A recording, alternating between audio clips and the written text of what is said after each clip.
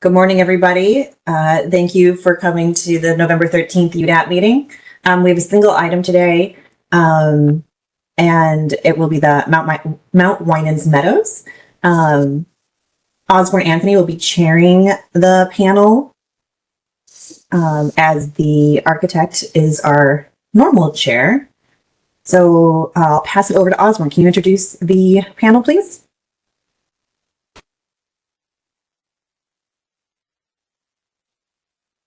You're muted, Osborne.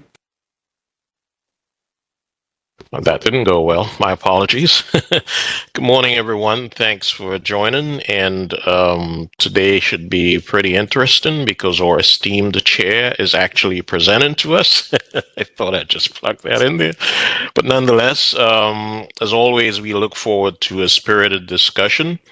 Joining me this morning is, Mr. Kevin Storm, architect, and Sharon Bradley, landscape architect.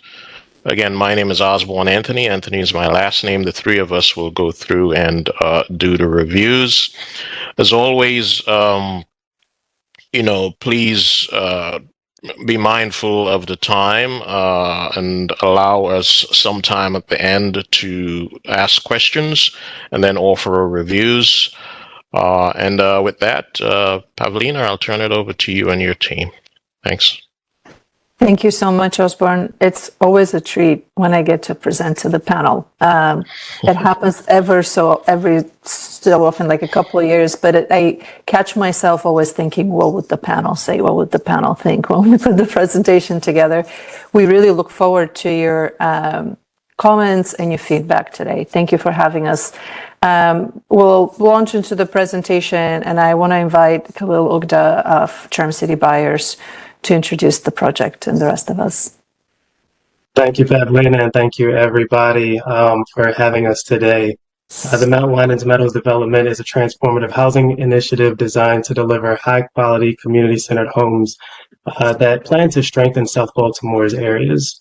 The project reflects a collaborative, mission-aligned approach, and the project team includes Pickle Studio as the architect, here today, Kimley Horn, civil engineer, here today, Mount Winans CDC is our community partner. RMG is our legal counsel.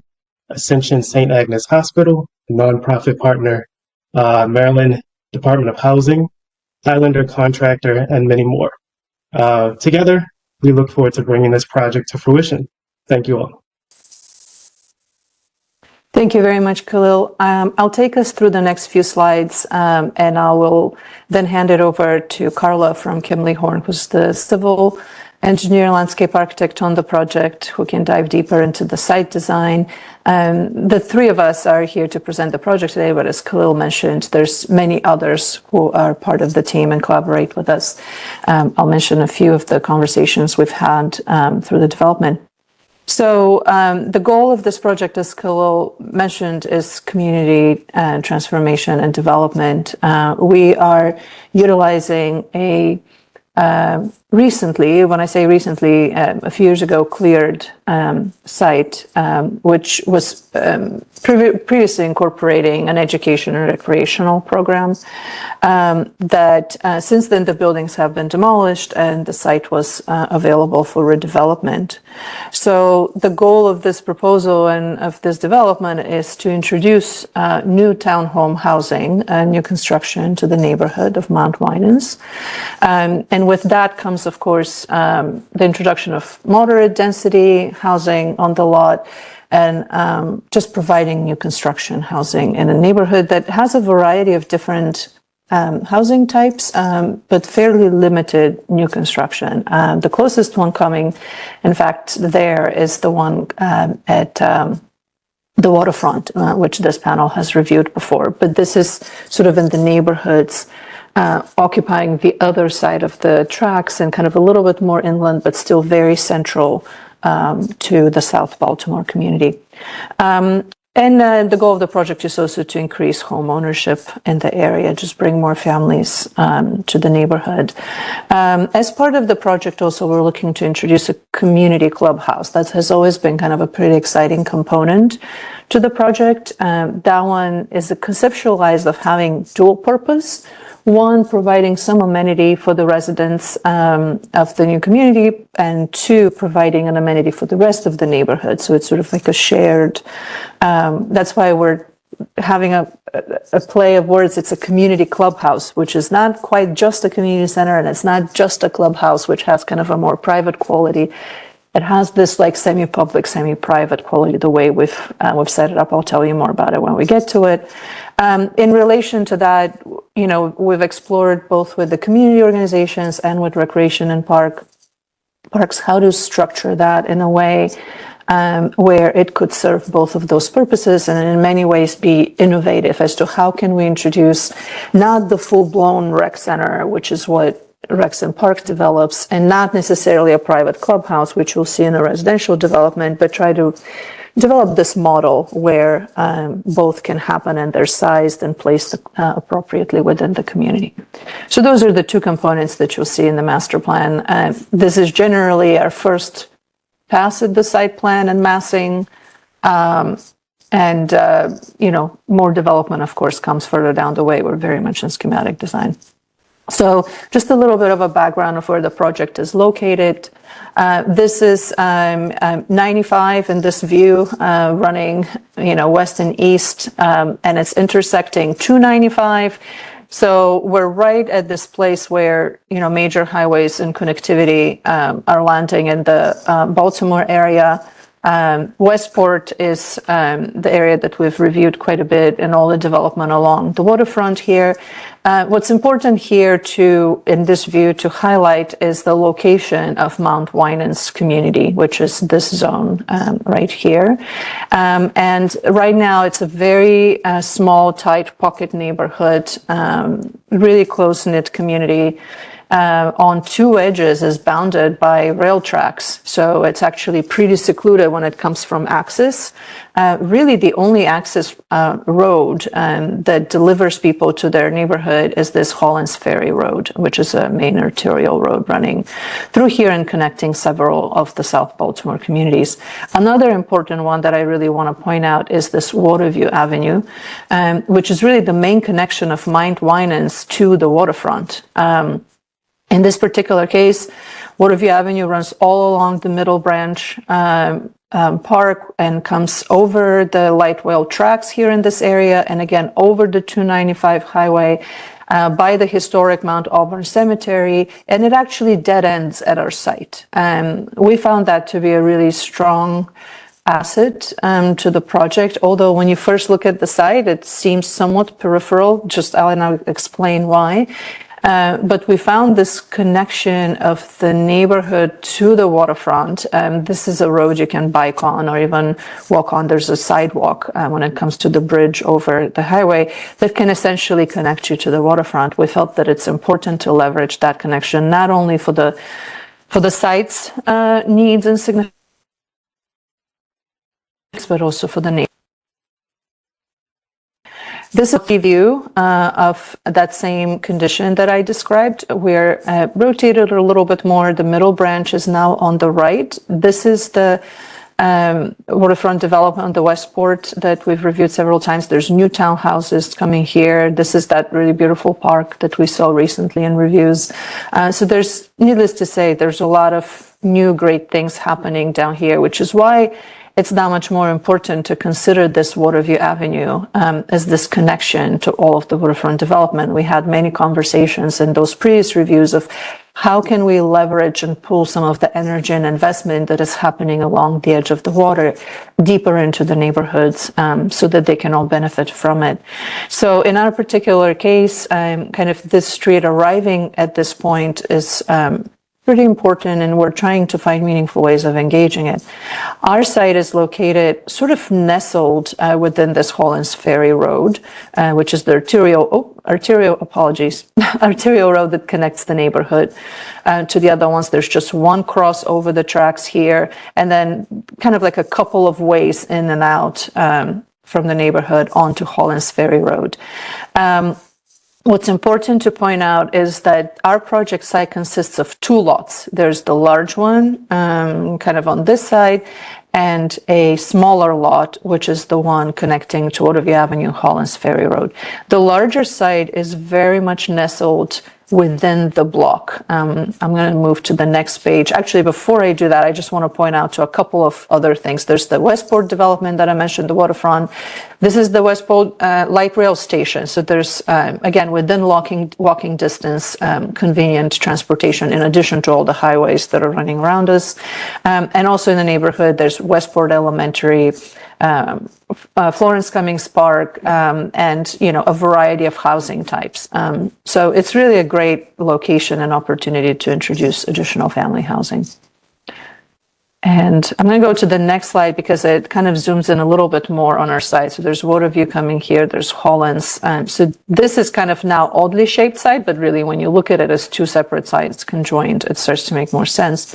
But one important thing to point out here is that at some point of the history of the site, the whole property here was leveled and graded. There's a gentle slope starting otherwise from Harmon Avenue, which is our street frontage here, and sort of Page North running. There's a pretty consistent slope if you take the surrounding streets or surrounding topography, slope up. At some point of the history of the site was actually leveled and flattened, and a retaining wall was built starting kind of a third into the site on each side here and running towards the back of the property and then running along the whole length of it. So that created a large pad site like this that is at the lower level, connecting to Harmon Avenue at the corners at the lowest part, but then completely disconnected from everything that's happening in this upper zone by way of the retaining wall. And it's about 8 feet just height to the wall, so it's about 6 feet on this side and 8 feet on that side for the wall. However, there's additional grade after the wall that rises up. So there's at least a full story difference between the lower level of the site here and the surrounding streets and houses on that side. It's a little bit less towards this lot. So we have the two lots, but they're physically disconnected by grade and by that retaining wall. And at some point, like large amounts of soil was exported from here. So if you were to try to reconnect or level that in any way, you can see Puget Street runs on this upper level. There's another fragment of Puget Street here. If you ever try to connect that, there will be large amounts of soil that would need to be imported to the site to even start to engineer that. It's a path that we haven't really pursued because of the intensive site engineering and very costly land reformation that would need to happen. So many of the decisions that you'll see in the site plan are mostly triggered, but how to solve the conditions of the site as they exist today, and to make them work for the development and for the community. So from here, I will take you on a few shots kind of from the street level, just to introduce the context a little bit closer. I've numbered them here, so we'll start right where Waterview arrives at this little site. Right now, there's some mature trees here, some overhead wires running through the trees, like pretty large poles. And then this is styled as a little community park, but it's not very well utilized because it's mostly overgrown. And we're looking to really start to reuse it and rearrange it in a way that can become an asset to the neighborhood, primarily because of its location. But we'll start from this frontage here, and we'll come down this Morgan Street, which occupies one edge of the property here. We have a couple of views on this area and then further down the street and coming all the way down to intersection of Harmon and Morgan. And then we'll come down Harmon Avenue and take a couple of views from this corner as well. One thing to point to in this plan is that this site is very much occupying kind of the backs of other properties. Right now, Hollins Ferry Road is a street frontage and houses fronts are oriented towards that. The back is more sort of backyards, parking, secondary structures. The same thing is happening on Huron Street here. The fronts of the houses are facing Huron. The backs are very much backyards. There are one-way alleys. This is a 10-12-foot alley. This is actually an alley street, Morgan Street, running on each side. There one-way width. And again, because of the drop of elevation, they don't really provide a direct access to our site. Along this edge here, it's the retaining wall, an additional grade that also disconnects that, and these are sides of houses.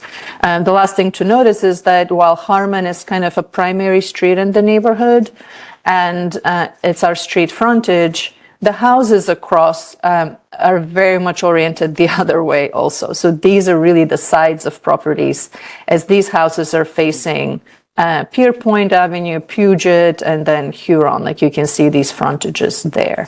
So it's from a kind of urban grid and frontage perspective, it's not ideal in terms of very clear front and back relationships. And it's certainly something that we've worked off from like most extensively when trying to figure out what's the best way really to orient the new development. So starting from that first stop that I put on the map, behind us is Waterview arriving from the waterfront. And this is currently that small lot on the upper level that I described to you. There's a really nice welcome to Mount Winans sign here, but you can start to see the amount of overhead infrastructure that's running both along Hollins Ferry Road, and there's another very large pole kind of behind the trees and going through the trees that's connecting some infrastructure into the back of the neighborhood. So, you know, these are the kind of things, and between sort of the, you know, the larger trees, it's a lovely shaded little alley, but it currently doesn't have a whole lot of additional amenity. It's not really occupied. It's something that you walk through, but you don't really spend time in. And then there's like a little bit of ambiguity in terms of this is Morgan Street that I showed you on the plan, and kind of it's a one-way alley street, comes this way, wraps around behind here. There's a vinyl fence from this property, so kind of side of houses. So it's not necessarily an entry point. When we were studying the site, we were trying to figure out what is the entry front for the site, or what is the front and what is the back. So we found an opportunity, and you'll see later in the plans, where this can be redesigned and refashioned to start to become more of a gateway on the upper level of the site, and then we'll have a similar one at the lower level of the site. I'll go to the next one. So this is that we were standing kind of on the right-hand side here on the other side of that vinyl fence. And this is that alley of trees. This is the additional poles that are cutting through it. So we're down now Morgan Street, and we turned the corner, and we're starting to see our site here to the left.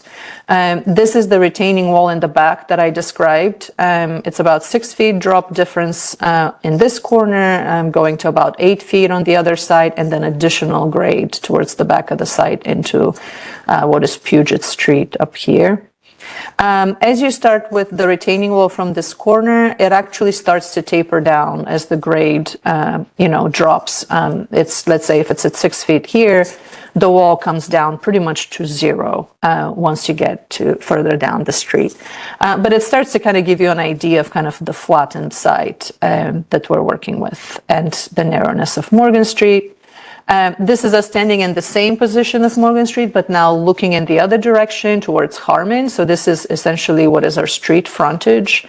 And you can see on the left kind of the kind of conditioned backyards, auxiliary, sheds and buildings, nice little porches from neighbors, walkways, parking. It's a really kind of unassuming, edge, but very much friendly and neighborhood-like in the sense that it may not be ideal for kind of street frontage if houses were oriented here, because they'll be looking into the back of it, but it's very much kind of suitable as a kind of a neighborhood edge. And then now we're down on Morgan Street here. These were kind of the backyards that we were seeing in the other shots. And this is the one point where fairly on grade, this flattened side starts to connect to the street. There's still a difference in elevation between the flat datum that was created for the site and our Harmon Avenue. There's a grove of mature trees that we plan to preserve, and there's a couple of stairs that connect Harmon Avenue to the main station that we would like to repair in the project, because we like this idea of a really nice sort of street edge with the mature trees, with the houses beyond, and then these connectors that kind of get you to the main level. As we try to access the site, this is really one of only two ways for vehicular access to the site. At this corner, where the two grades actually connect, as well as the other corner, which I'll show you in the next slides. This is the other corner. So now we're on Harmon Avenue, looking in the opposite direction. The previous shot was here. And you can see again a pretty significant drop here with the two stairs that are going here, and now standing in the same place but looking back towards the back of the site. This is that second alley street. I would say that the condition of this street is very much more alley-like. There doesn't seem to be as many kind of access points, as opposed to Morgan Street on the other side has sidewalks that lead from the porches onto Morgan Street, and in general reads almost like more of an alley street where people are actually occupying it. This here is mostly fences and overgrown greens where, you know, it's maybe a kind of a utility, alley use at best, or if it gets any use at all, because we didn't quite see that much kind of porosity between the private properties in this alley. But you can see again, this corner here is the only place where the site actually connects on a vehicular level. The retaining wall starts about a third into the site and runs from 0 to 8 feet tall. On the other side, from 0 to about 6 feet tall. Now we're on the highest point of the site. This is the back retaining wall. This is Harmon Avenue. We kind of came from the other side of the trees. We came down Morgan Street and around Harmon, and now we're back on the high retaining wall. Basically, this is where the wall starts. 6 feet difference, 8 feet difference. That's the grove of trees. That's that little alley that comes and connects to the sidewalk. And it gives you again the idea of the edge conditions. There is this connecting stair that exists here at the back of the site, which I would assume served the purpose of connecting this upper level of the neighborhood to the rec center, and providing some kind of a vertical connectivity that way, which I imagine is appropriate considering that that was a public use. So we've had a few conversations about whether we should keep that stair. Do we want public access arriving sort of in the back of the residential community? And I can get to it a little bit more when we get on the site plans and discuss it with you. So these are the photos of the kind of existing conditions. Like I said, this is again our site with the smaller panhandle, we'll call it lot. This is Water Avenue arriving here, so we kind of looped around in our images this way. And this slide is meant to summarize our site analysis and kind of direction based on how we studied the site and what we found out. In this diagram, you can see a slightly thicker line that shows where frontages of houses are. So in this illustration, they're all facing away from our site, so it's very much tucked in and private that way. There's the one-way alley that had that has no connectivity to our site other than at the corners, but it had like fairly limited connectivity to these properties on this side. And this is Morgan Street, which is a one-way street, and has significantly more porosity towards the back. And of course, it connects to Water Avenue via this portion here. So all that means is that, you know, we can't necessarily orient any of the single-family homes we're building towards both the alleys or the backs of these houses, you know, leaving us with pretty limited options in terms of their orientations and fronts and backs. And then the no direct connection to the site other than these two entry points here certainly drove us into where to position the vehicular traffic coming into the site. The retaining wall in general is the physical barrier, disconnecting it on all these edges. And then on the nice side, there's a series of mature trees, both on the upper hand lot and along Hollins Avenue that we would try to keep as many as possible because they provide a really lovely kind of edge and access to the site. Just to finish off on the other side, I think I summarized all of these actually, and then where the vehicular access is. So when we started working on the site plan, our civil engineers, landscape architects had already studied a number of different scenarios in terms of building orientation. Certainly, houses and streets that run east to west, north to south, just to really identify the relationship between the different yields, in terms of just number of units, how much fits, if you're oriented this way and you're oriented that way. But really what in the end started, we realized through all of those different studies started to be the determining factor is what is the most efficient way to build the actual road infrastructure that is needed to support the houses on the site in the most efficient way, because with the requirement of having fire access, to particular portions of those, the amount of road that was necessary in order to support, any number of houses was actually pretty substantial. And all that is stemming from the fact that the surrounding alleyways are really not available to the project for use. They're not wide enough to really support a lot of those access requirements. And then there's the drop between kind of the surrounding context and the site between them. These three schemes are some of our later schemes. I think the civil group had a variety of different studies in terms of orientation and things like that. And at one point, all of that analysis led us to the site plan configuration where there's like one continuous loop around the property where fire truck access can be provided. And that particularly works with the houses being oriented basically along Harmon Avenue. So the way to read these is the gray boxes are the single family homes with front yards in green with potential parking in the back. And then the various road configurations that allow for fire trucks to cycle through the property and have access to everything around. So this basically yielded 3 rows of houses. And in this particular scheme, this is a variation that sees a green mews that's being used as the front axis. So there's a green mews and then front yards to the houses, which creates a lovely green space. And kind of this vehicular traffic all around it. And in orange, we were trying to also study where that community clubhouse really wants to go on the site in terms of both being useful to the project, but also to the community. In this particular scheme, we were locating the community building along Harmon Avenue.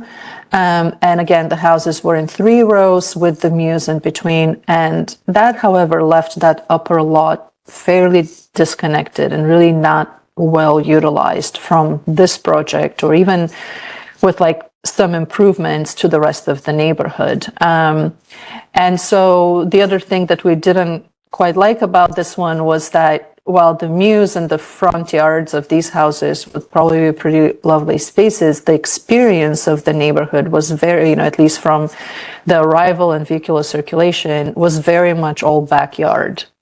So because the houses were oriented towards Harmon or towards the mews, when you circulate with your car, you're mostly just moving through garages and kind of back of buildings.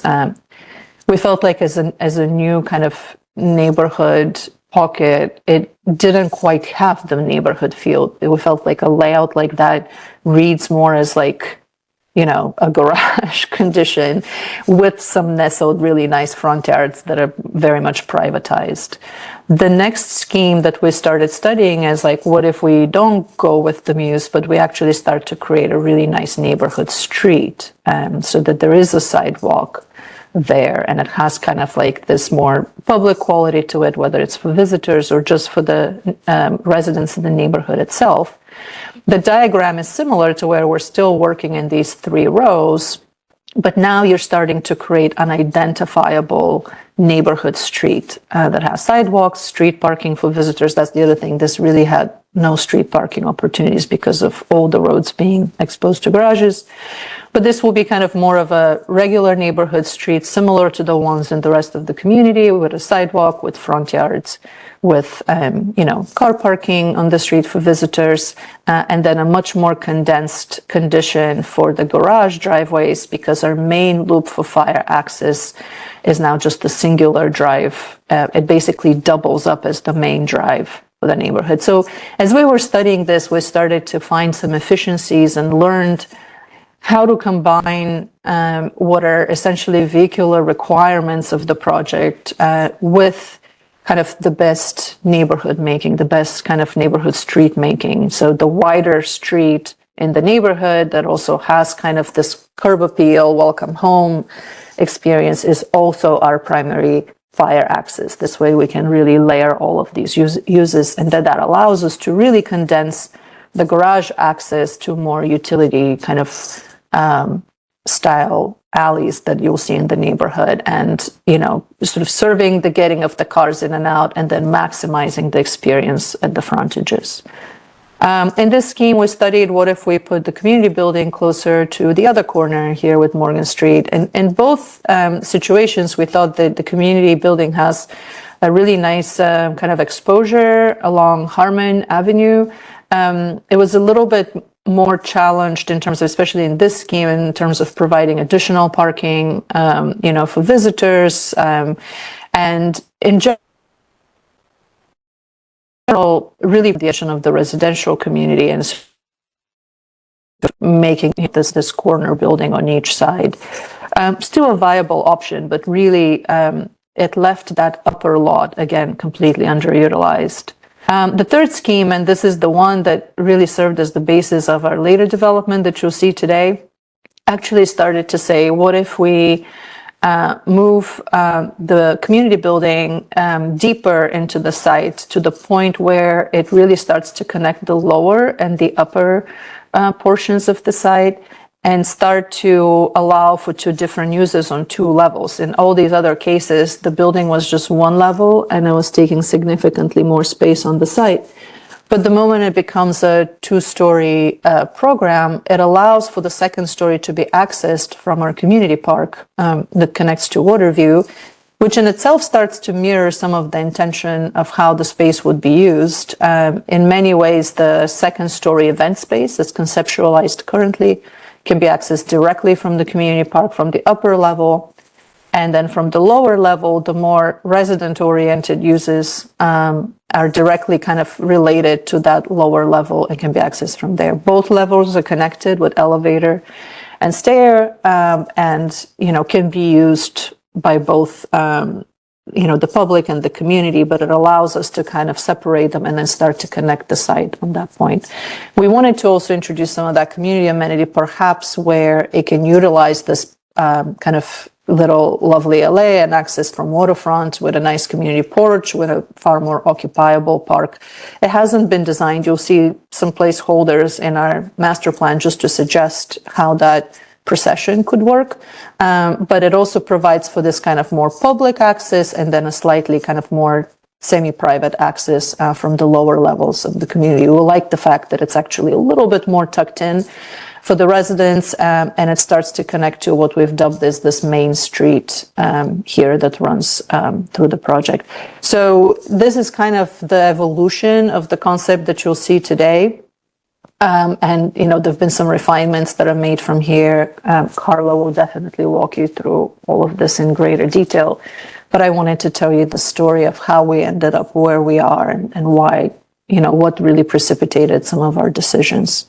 So I'll hand it over to her. The next few slides are kind of more detailed civil and landscape architecture site planning drawings, and she can walk you through a bit more of the details. There's, some more critical dimensions. We can always come back with more specific questions. If you have them, we can zoom in. But this is sort of the scheme that we've developed forward.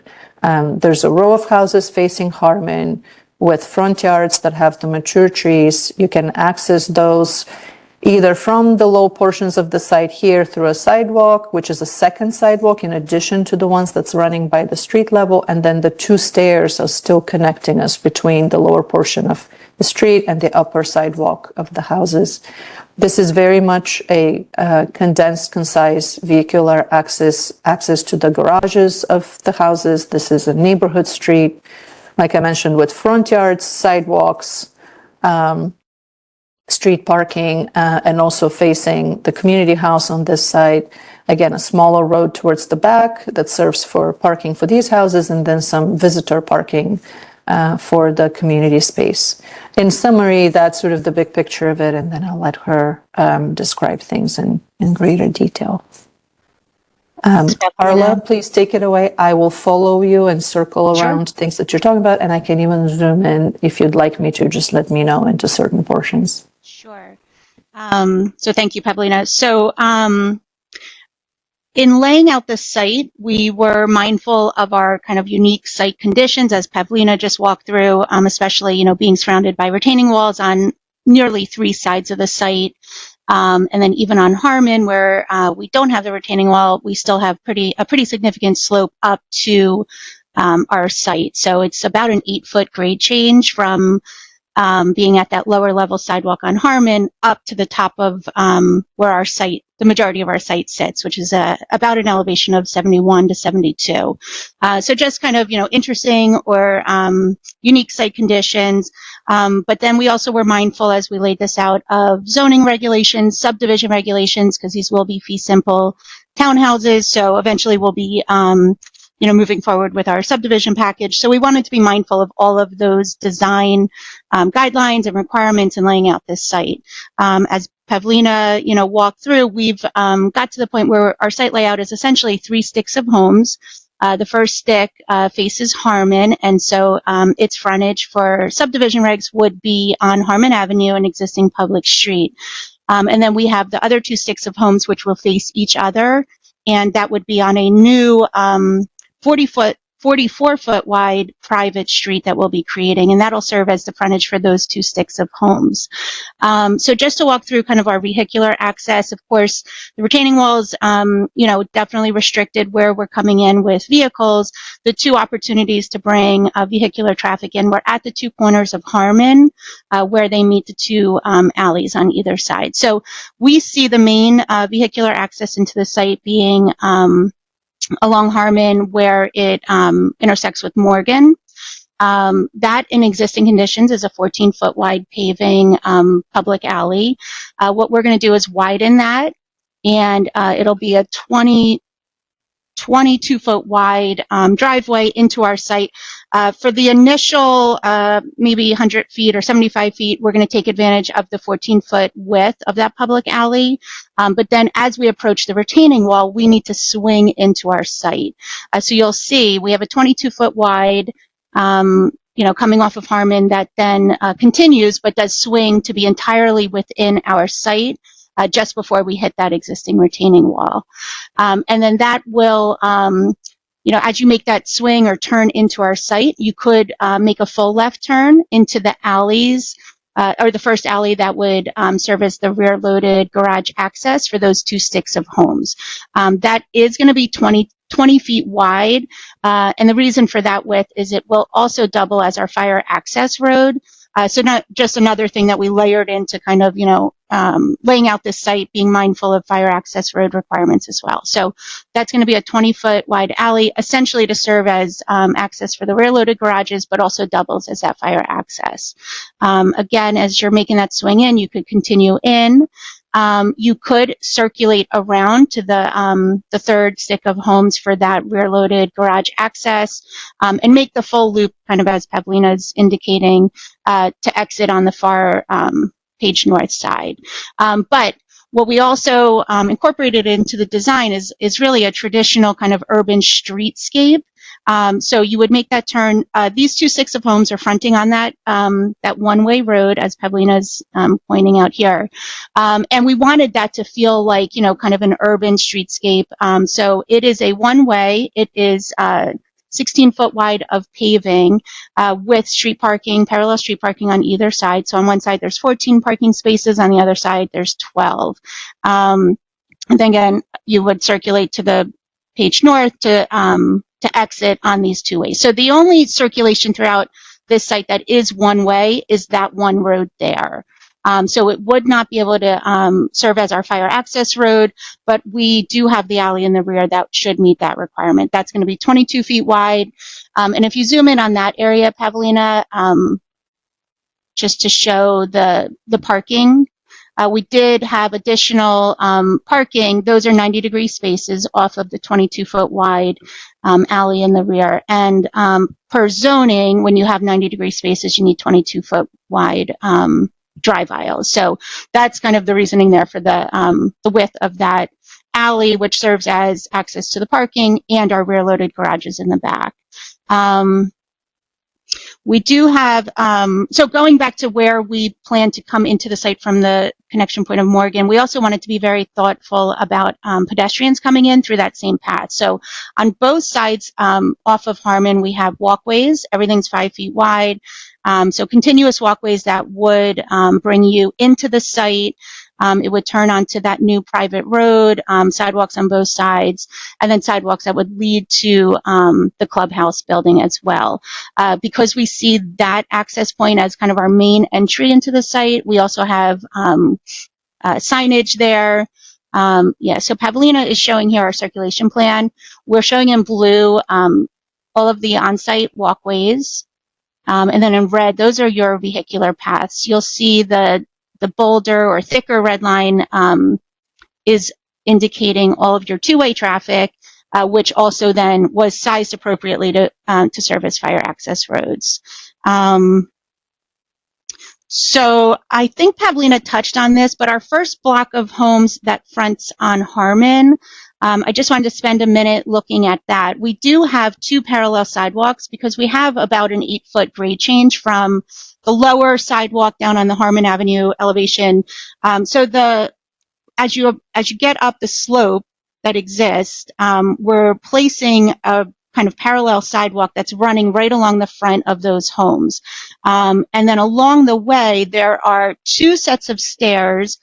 Those are existing stairs that we plan to rebuild. So if you're a visitor or resident in these homes, you would obviously access your front door from this upper level sidewalk, but then you have kind of in the center, two different locations where you could take the steps down to that lower level parallel sidewalk. On either end, as you head towards Morgan to the south, the grade change does taper off. So we're able to make that sidewalk connection there, which then turns and you can, either go into the site towards the clubhouse building or turn and go out to the Harmon Avenue sidewalk and then beyond to the sidewalk, public sidewalk system throughout the neighborhood. Same thing on the other side, that there would be from that upper level sidewalk a connection to our, kind of community sidewalks that would then be able to connect you to the public sidewalk system. We have been, we're still early in design, but we have been considering stormwater management. We do have kind of a placeholder for one surface facility in the, there we go. So in the upper right corner of the site plan north.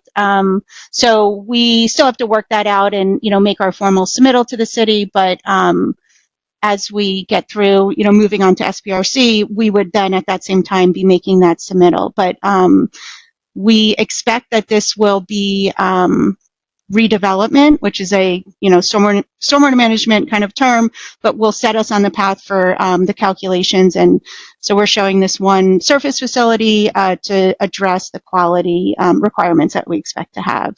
So this is our landscape plan. As Pavlina mentioned, there is a really nice row of trees along Harmon. They sit right in that slope from the lower sidewalk up. We do plan to keep those trees. So those are shown there. But then as you walk in or drive in through the site, we're trying to do some nice landscaping on either side of the walkways with the site signage. And then as you turn into our new private street where the two sticks of homes are fronting, we're also, each block of homes there will have front yards, but we're showing trees. So trying to plant and bring that streetscape in. We're also, we have an opportunity to plant around the perimeter, specifically on the Morgan Street side. So as you come up on the top elevation of that retaining wall, so, you're several feet up above the site, but we realized we had, about 4 feet give or take. So we are also showing additional screening and planting along that upper edge, and that's right where Pavlina's pointing out as well.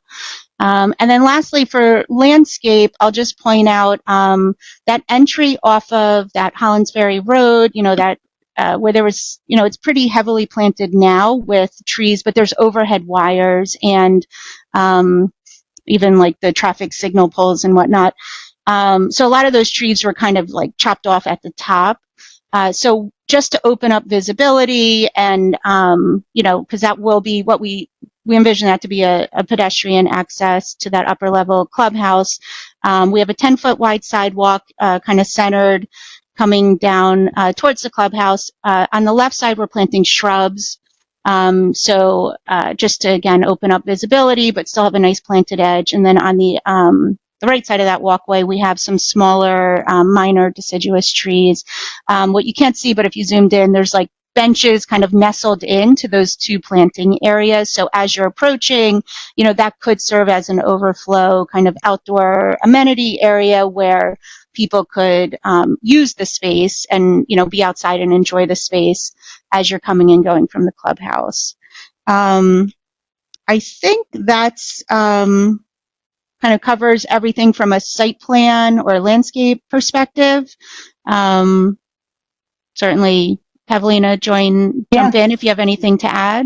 I just have a few things to add from the conversations we've been having all along. One thing just to note in the plan is that this right now is showing continuous planting, what is the front of the building, but this would be more of a porch-like. You'll see it in the massing 3D, more of a porch experience, because the idea is that you're coming down that walkway, there's seating all around it, there's really generous, it wants to feel a little bit more like a garden.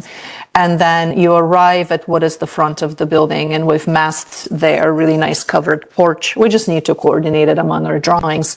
And then as you continue forward and connect to the rest of the neighborhood and kind of the other sidewalks that are located here, there's kind of a strip of planting again. These are the kind of zoom-ins that you're going to see in a much later kind of development of the project where the landscape is a lot more fleshed out. But this illustrates our intention of how we want this to become actually occupiable space and then significant to the access of the amenity, as opposed to just kind of a periphery panhandle little green lot.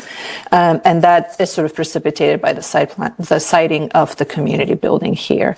Another thing I wanted to point out is that there's this stair currently that I was mentioning was left over from kind of this connection to the rec center to this portion of the neighborhood. We've been on the fence on whether we would like the stair to remain. I think in our last conversations, we were saying that it's probably not as useful because we would really want the neighborhood to follow the sidewalk that's here, arrive at our garden, and enter the community building through the porch, rather than take the stair and come down to the lower level, to the parking, to the back of houses, and kind of work their way this way. I think we are planning to position the elevator and the stair of the building in a way that they provide vertical access between the two levels. So one could use the elevator of the building and arrive at the shared lobby and sort of connect between the two levels of the site that way. That's another way of handling that. At this point, we don't quite see the stair as a public access to what is particularly a more private or kind of semi-private condition, really that useful. We would like to keep kind of the general community kind of neighborhood on this upper level accessing the building this way, as opposed to kind of meandering through the backs of houses and stuff like that. We haven't obviously made a final determination. The stair seems very overgrown and in need of major repair anyways, so it's not necessarily an asset at this point. Another thing that we discussed potentially is, since the kind of the slope is pretty gradual along this edge, regardless of the retaining wall, there is an opportunity to introduce potentially a sidewalk here. That could be another way to kind of get from the lower portion of the site to the upper portion of the site. But then again, we were evaluating, do we really want the neighborhood and community to take Morgan Street to get to the front? If they're currently used to, there's no sidewalks there currently. So if they're currently walking along Hollins Ferry Road, again, we would prefer that they come through the garden and into the front porch experience. So we've held off of really introducing a pedestrian access along Morgan Street because it would be discontinued by our kind of street access here. It's really not an ideal pedestrian circulation. So with that, we're hoping that kind of the public access circulation on the upper level as it connects to our front porch and access to Collins Ferry Road kind of loops around the street with the existing sidewalks, and that remains as the, kind of the public access around the property, and we don't kind of force more people to take Morgan Street or even the stair and kind of our back alley access here. That's the thinking currently. The only other thing I wanted to point out is that, and I'll show it in the 3D massing next, is that we're really putting quite a bit of thought into how these edges are handled along here, because this is indeed kind of the front door for the neighborhood.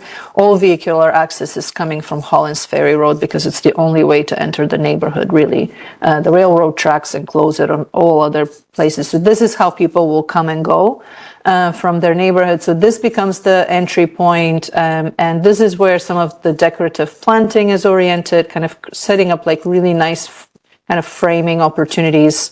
Everything in our 3D is now placeholder planting. I think the landscape architects have been developing their plant palette all along, and if we spend more time or if you have more questions, we can kind of dial into them a little bit more. But the idea with the symbols is that we create kind of more decorative gateways, and I'll point to those in the 3D so that as you're coming up, for example, here on Morgan Street, and you start to turn into the private road, there's a really lovely corner with nice trees and kind of additional amenities along this edge that kind of pull you away from what is otherwise just the parking alley there and guide you along the other planted way. So as you're turning and kind of swinging in, now there's like other planting that really frames the view into the front of the community building. And then as you turn over into kind of our neighborhood street, there's additional kind of little framing moments that are happening.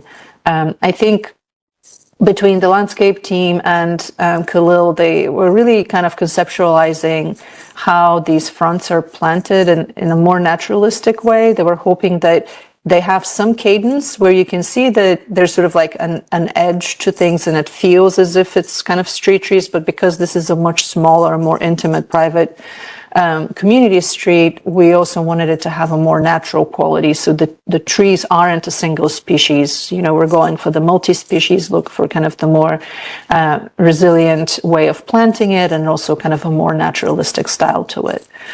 Similarly, on the other side, as you enter here, there's less planting on this side. We imagine that kind of people will be coming this way because that's where they're coming from, and sort of looping around and exiting that way. But we've created a few other framing opportunities. The stormwater area is certainly intended to be planted in a very attractive way.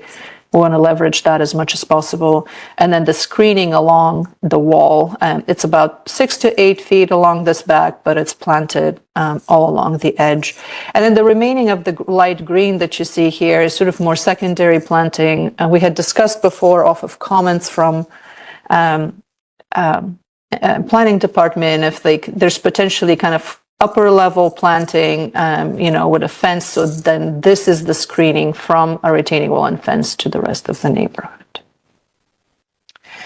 The remaining images we have are just 3D shots of our massing.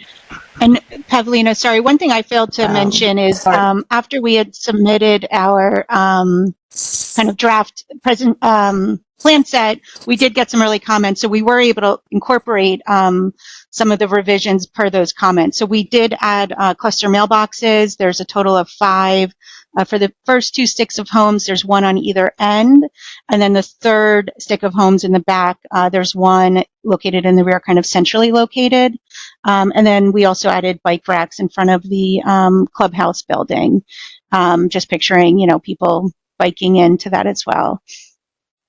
Thank you, Carla. I think there noted in the first plan, right? Not in the, I'm trying to switch between views. See if it'll- They're on yeah, the so they're landscape plan. Yep, they're on both. noted. Yep, they're noted in this plan. They're probably called out on the site plan. The general site plan. Yep. Yep. Thank you for touching on that. The rest are just a few massing views of the project as conceptualized. We have not designed the community building, but we've had conversations with the community about it and with recreation and parks. And they all are super excited and very supportive of the idea. We haven't designed it fully yet because we're still in conversation to figure out what the exact programming and kind of the best use of the spaces would be. But some of the high level ideas that we have all connected on and they've seemed to respond really well to is to have an event space on the upper level. Hence the kind of the connection from here, and then on the lower level, kind of more of a community clubhouse, kind of general gathering area, a smaller kind of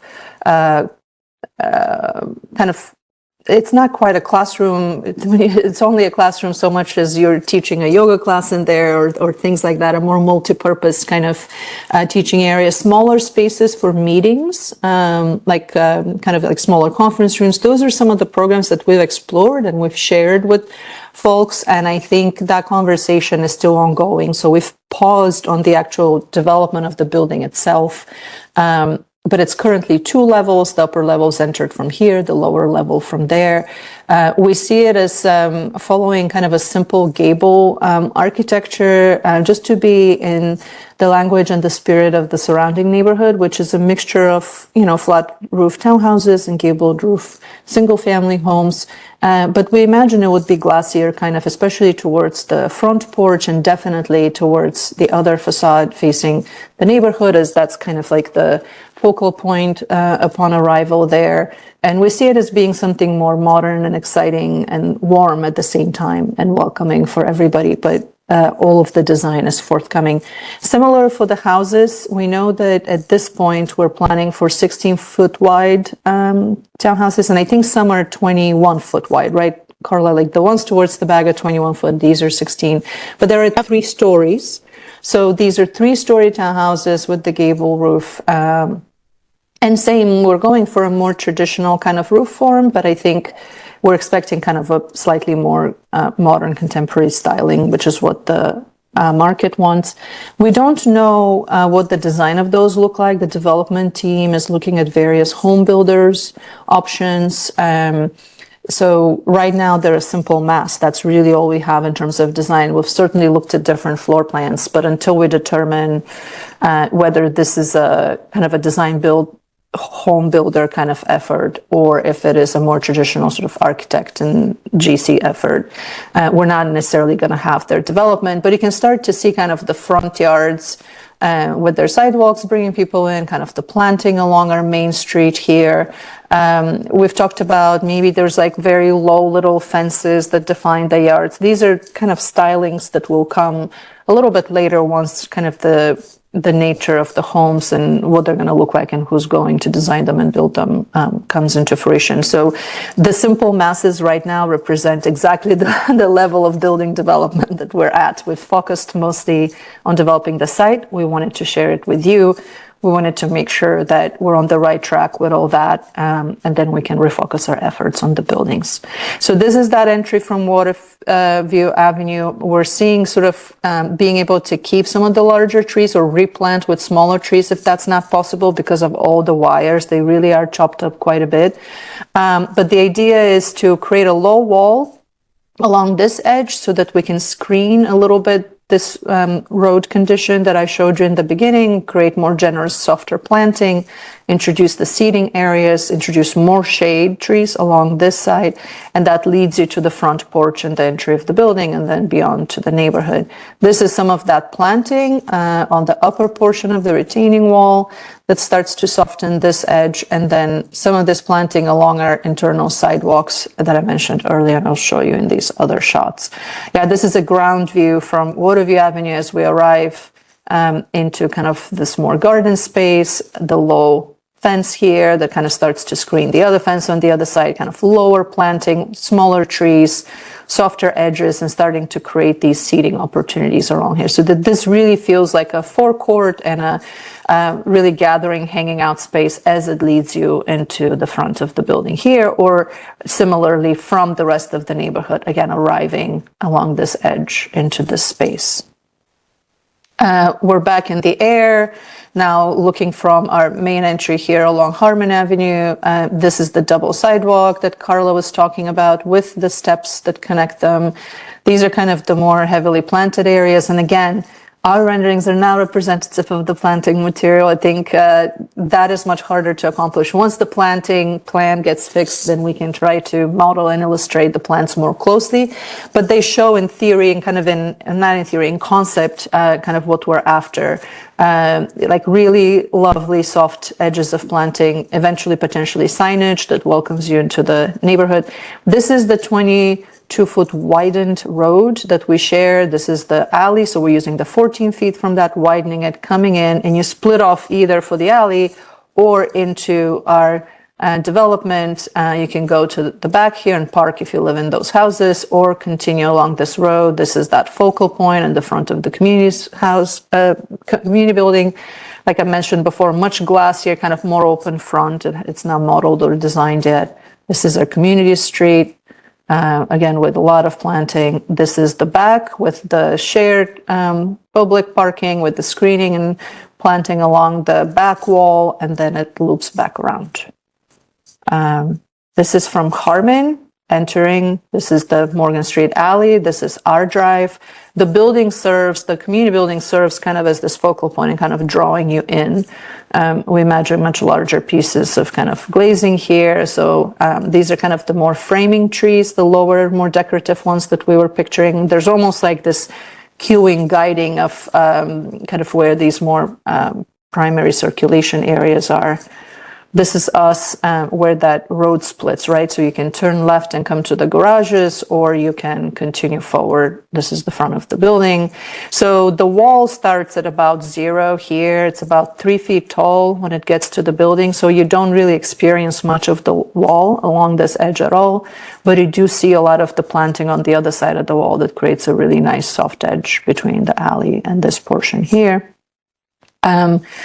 Again, the little decorative trees that start to announce the other junction points. This is us in front of the community building, sort of turning into the community street. You know, a lot of tree planting, a lot of additional decorative planting around the entries. Oh, wrong direction. And that's it. These are the images that we've developed in terms of massing to give you an idea how the buildings in plan and our very challenging site configurations start to come together between building and landscape. We'll welcome your questions and comments. Thank you. Thanks, Pavlina. Thanks, caller.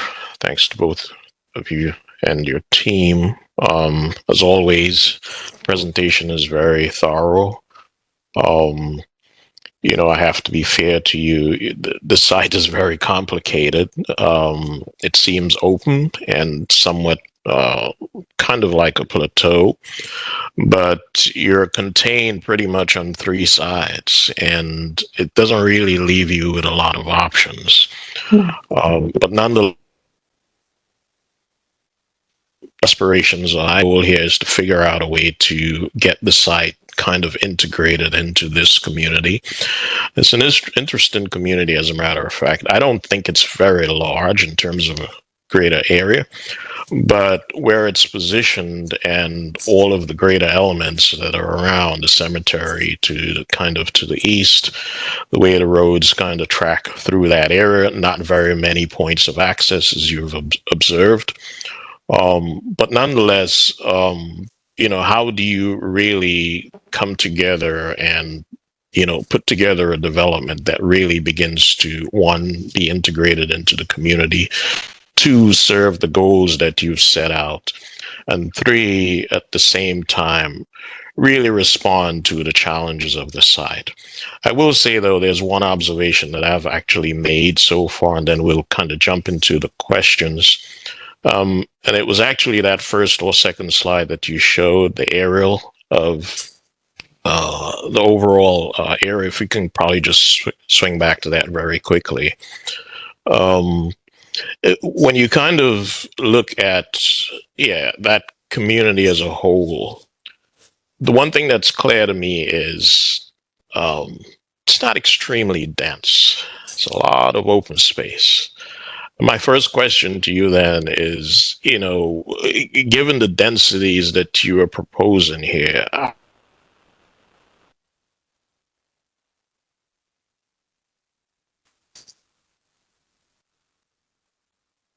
I can't hear Osborne. Does everyone else hear him or no? It's not just me?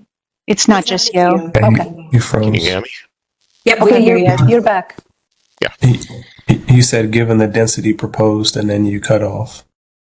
Yeah, given the density proposed, when you look at the greater area in terms of the community, it's not extremely dense, but you seem to be proposing something that's very dense here on a site that's extremely constrained. Yeah, as a matter of question. Yeah, definitely. Housing yield for this site is what facilitates its development. There's a point at which the amount of road you need to build to support any kind of a development has to be offset by the amount of houses that you build there. But I think on a more planning-based level, I think the goal of the neighborhood is to raise density a little bit in order to add to the housing stock. What you're seeing here in particular in this view is a really nice variety of density, actually. Like if you look at the houses that are, let's say, along this edge or that edge, these are single-family detached homes, and they certainly are on the lower density kind of line of the spectrum. But then you start to look at the rest of it, and you start to see a lot more attached homes, particularly along these edges, definitely down here, and certainly across the street from Harper's Village. So there is a gradient to a degree, and I think our new development will be more on the higher end of the density in terms of units per acre for sure. But, there's a lot of vacancy also, I think, in the neighborhood, which may to a degree kind of skew this perception of whether it's dense or not. So between the two, between the really yield to investment kind of ratio in order to make the project viable, and between the idea of like if we're bringing new construction housing, there's a model of higher density that we would like to support in this particular area because there's just not enough of them. That's kind of the conversations we've been having. I want to let Khalil answer it if there's another way to frame it, that perhaps the kind of thinking and conversations that he's been having on the development side, but that's as I understand it. Can you please, I think you can unmute, Khalil. I'm okay now. Thank you for giving me access, and thank you, Pavlina, for the great explanation. You are correct. There are additional areas within the neighborhood that have higher density. One area that I wanted to point out, Habitat for Humanity built attached single-family houses on the 2600 block of Huron Street, which is 2 or 3 blocks away from our site there. Is it the lower portion here? I don't think I have it in our view. If you go to the previous slide, it's at the bottom left corner where you see the gray pitched rooftops. Previous slide. So, I'm sorry. Yeah, this here. Yep, at the bottom left. Yep, right in that. Yep, those houses right there. Those houses were built roughly 5 to 7 years ago. So we are in line and attempting to be in line with what other folks are planning to build in this community. And after showing the plans to the Mount Winans Community Development Corporation, which is the neighborhood association, both the president, the vice president, and others have agreed that an increased density does things like allow for more future amenities, which are needed. Got it. And thanks for the response. And then finally, kind of as a follow-up to that, this area is this site is exclusively zoned for the single-family row homes as opposed to multifamily structures, right?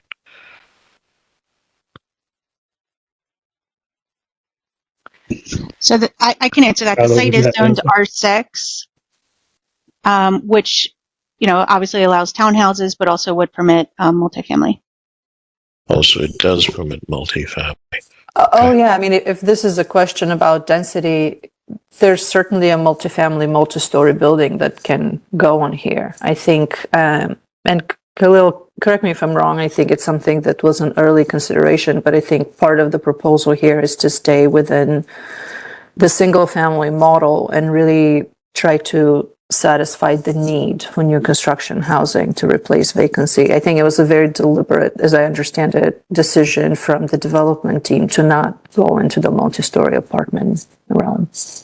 That's exactly right. We had considered multifamily on the site for the entire site as well as a portion of the site. But with the significant need for homeownership throughout Baltimore City, we wanted to stick to both the community, the city, the state, and what we feel passionate about. And I appreciate that response because I was really curious about that because the genesis of all these my questions are really around, I understand the densities, but there's always a fine balance or delicate balance between density and open space. And it's clear, as you pointed out, Pavlina, it is probably a little bit of a skew, a perception that there's a lot of open space here. The reality is there's probably the area probably underutilized, so more than anything else. So it can support densities that are much higher. Okay, so with that, I'll turn the questions over to the rest of the panel. Let's see, Sharon, do you want to kick it off? Sure. And as Osborne said, the site introduction analysis was very thorough, the conceptual study and the evolution of thought very thorough, so I really just have a few questions.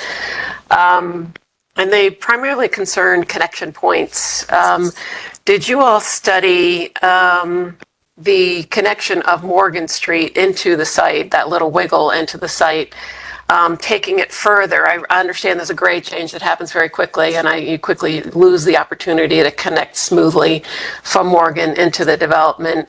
But that little wiggle at the beginning, it starts to set up some pedestrian challenges in terms of having to cross diagonally and things like that. So it seems like it would be cleaner if you could take Morgan a little further into the alley and make a turn maybe to Road B. So my question is, did you study the grading for that? Because then it would have allowed you interior site space to smooth out that pedestrian connection up to the clubhouse building. So was that part of your site layout study?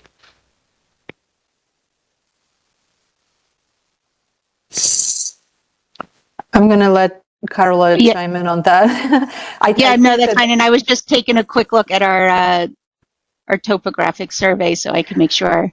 I think that would be amazing if it could swing straight into Road B and not Road A, because it gives us so much more space on the site. If we can pull that off, I agree, that would be amazing. I just don't know if the grades allow it. So the existing contour, more or less in line with Road B on the Morgan Street side, is 77. So we're planning to be more at the 72. Yeah, and if you zoom in, you might actually be able to see that contour. Yeah. So that's a 5-foot grade change there. Yeah, this is at 72, the main level there. Yeah. Okay. I would suggest a little further study of that connection point. It just feels a little ad hoc. Tight. This is where we can wiggle in, and it does. I'll talk about this later in my comments. It does feel a little disjointed. That pedestrian pathway making your way from Harmon up to the clubhouse and into the neighborhood, and then similarly. Just looking at the other end, the northern end where it meets the alley, can you talk me through briefly the western end? I'm also looking at north to the right, but it's not how it's been oriented. But the alley and Road A, what is that connection condition? Because it's not really well fleshed out here yet. I'm assuming that's to come, but yeah. That's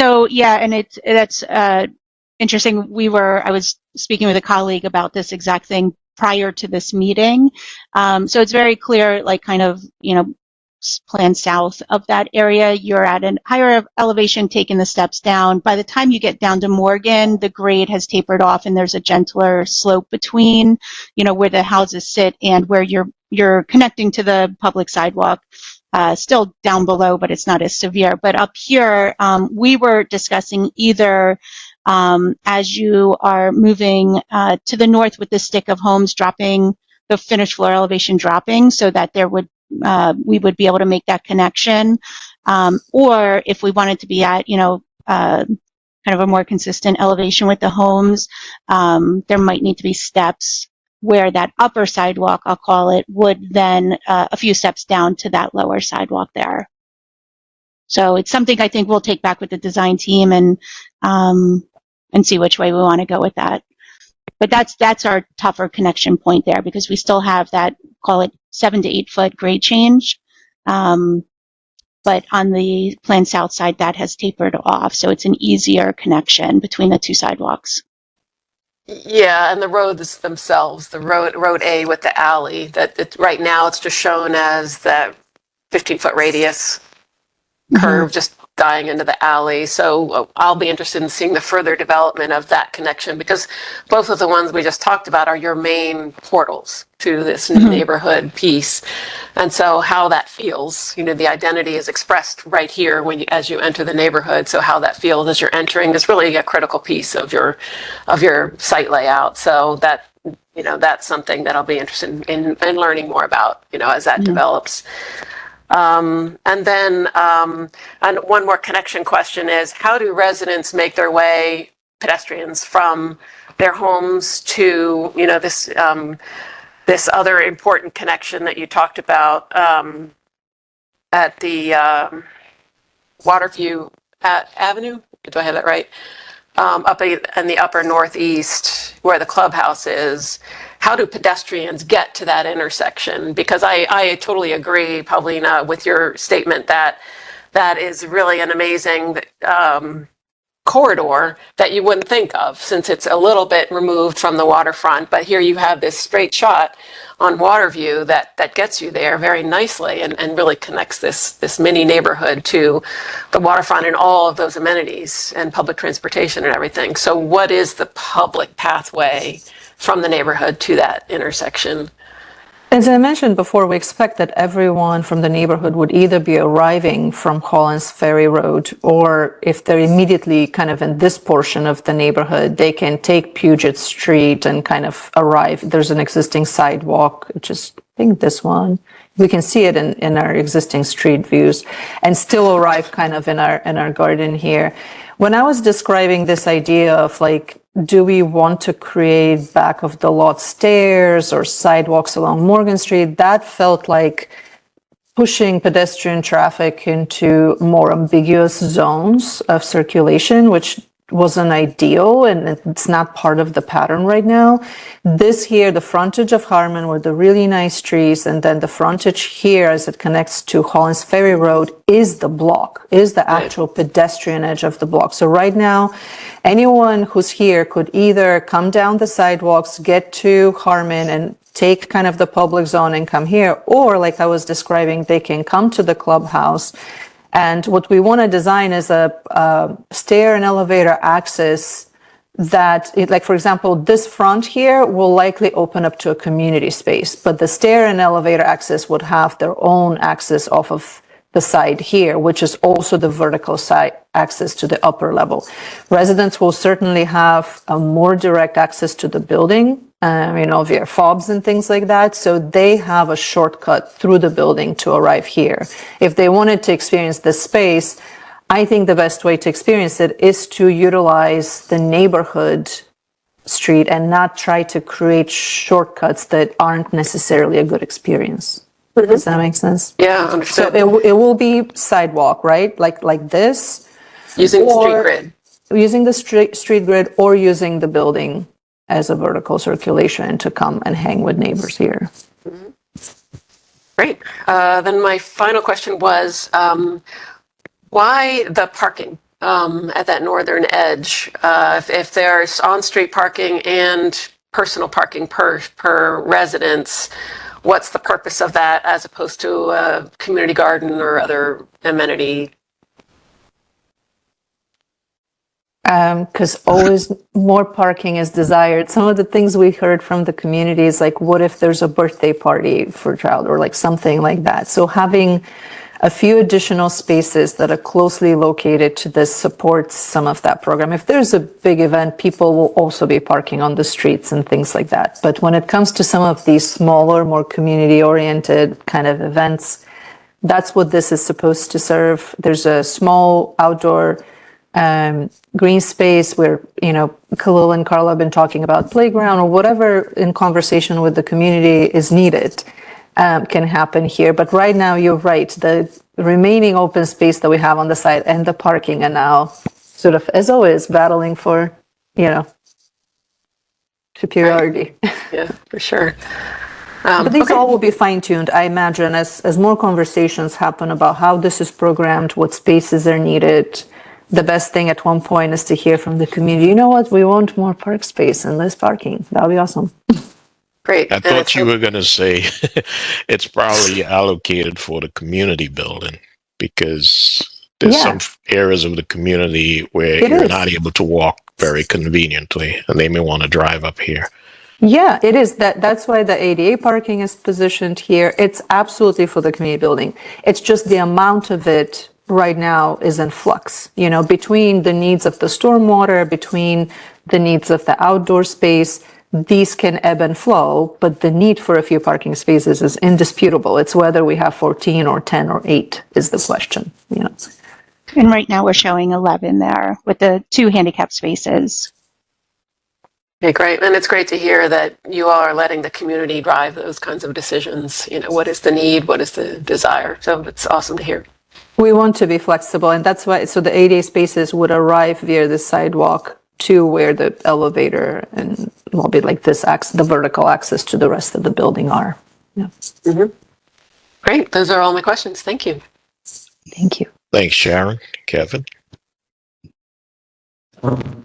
Hey, zooming out a bit, just more for curiosity, you got this in broader context, but I really like the analysis which you're showing this Hey, connection Kevin? to the waterfront. Hey, It Kevin. seems like this development. Kevin, you're a little muffled. Am I muffled? Sorry. Yeah, Can you hear me okay now? Is that better? a little better. It's a slight echo, but you can go ahead. Yeah. Sorry. Yeah, so is there, it sort of seems like this almost sets up the dialogue maybe with the broader, like with the city to kind of think about improvements on Waterford Avenue even, like to kind of connect this to that development. I guess I'm just wondering what that, if there's been any discussion about that or if there are any plans to make this connection more pedestrian friendly and accessible. And then also alongside with that, what is the actual walking distance? Like what is the length minute-wise to the light rail from that water view Olive's connection? I have not timed it or measured it, but it's a great question to know. Just by looking at it, understanding distance here, I would imagine 10 minutes. But I haven't actually measured it, so I can't say for sure, but I would say around 10. I think your point is well taken. Part of us really bringing in Water Street and making it a part of this project is to prove and give opportunity to the neighborhood to expand, to the city to expand investment. So it's not just about the edge. This is how you can start to connect and bring all that into the community. And that's what we shared with Recreation and Park. And they saw the opportunity, in fact, of these smaller community buildings and efforts that are tying to the bigger network of open space. And that's how you really start to connect them to us. This is a really important piece of the puzzle.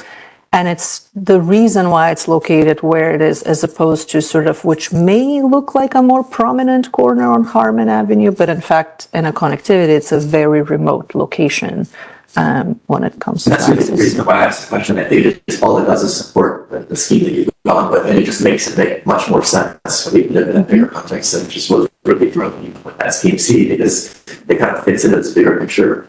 I think just having that kind of data, really kind of, I think it also helps, make the argument for the slight step up in density as well. There's just a reasoning behind that book that how I think really resorted to this. So I think I have a couple of other questions. So I just want to make sure that confirm, we were just sharing our staff about the two access points. They, just to be clear, they're both two-way in and out, right? At both Morgan and at the 14-foot wide alley side, they're both two-way in and out. Right? Yes, they're both two-way traffic. The 14-foot of existing paving from, which is on the two existing alleys on both sides, will be widened to 22 feet.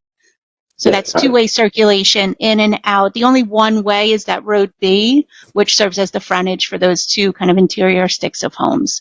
That's going to be 16 feet. Everything else is minimum 20, max 22. And the reason for that is for fire access as well. Okay. And then a question specifically about Harmon. It looked like not on this screen, but when you zoom out where Harmon is north of the 14-foot wide alley, it looks like it tends down a little bit. And I was just wondering if that means that you, for example, could alter the edge of your frontage to allow, I love that you're keeping that mature road also on the slope, and then you have the upper and the lower sidewalk, but if there was a planting strip on the street side of the lower sidewalk, would just be a huge improvement, just sort of like a basic street upgrade that could help really not only get more sort of buffer and sort of like a nice filter between townhouses on the road, but it's just sort of also a best practice in terms of stormwater, and just like the competitors are walking along that sidewalk. Was there any thought into that, or maybe taking the road widths as well? I can't say I caught all of that. I know it has something to do with the width at Morgan, right? But I apologize, I didn't catch all of it. Planting strip between the sidewalk and Farmer Avenue on your property. I think he's asking about this sidewalk and it's planted. So that sidewalk in existing conditions runs right along the curb, and it's kind of the base of the slope. So if we were to try to push that sidewalk in towards the site, we'd be pushing it into that slope. So it is right along the curb there, and we'd be replacing it. It's probably undersized, but I know the city wants, there you go, that to be a 5-foot wide sidewalk. So there's no, I think if the question is, about a landscape strip between the curb and that sidewalk, the answer is no. And it really is kind of matching existing conditions due to the site constraints with that slope, and moving that in would be just cutting into the slope and also getting closer to the critical root zone of those existing trees we want to save. I guess the question is, well, did you add a planting strip and keep the sidewalk where it is? No, we haven't added planting strip. I'm sorry if it looks like we're having a hard time hearing you, Kevin. So I'm trying to discern the question, the comment. So if it looks like we're not answering it, just know that we're trying.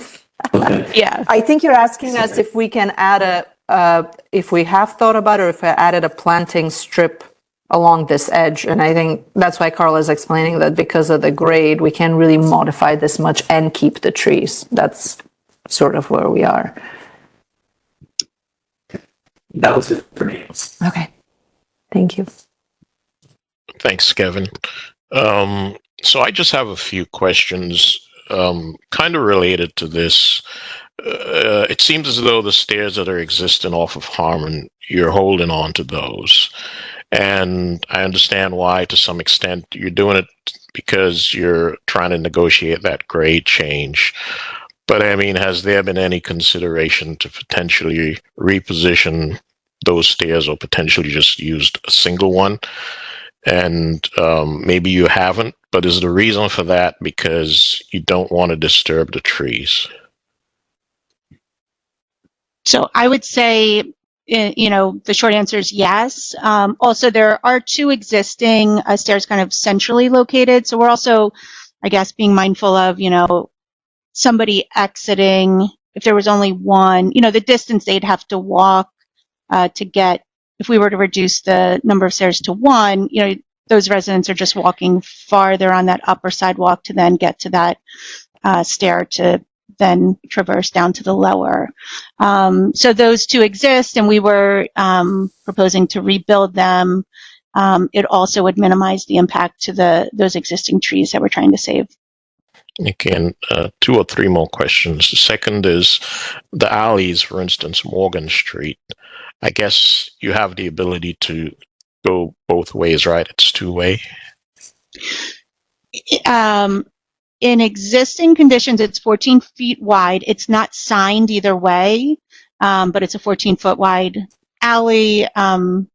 So I believe, I'm I not guess sure if people.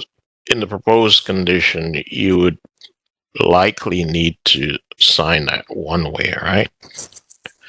And the reason I suggest that is, it's not a comment, but it seems as though if that's your primary entry point, you will have cars moving in and out into your development, and you can potentially see the conflict. It's actually shown in one of your renderings there, so that's something you would have to look at in more detail. And the similar condition will occur at the other alley. The other question that I have, which is really the main question, and thanks for sharing the three schemes, A, B, and C.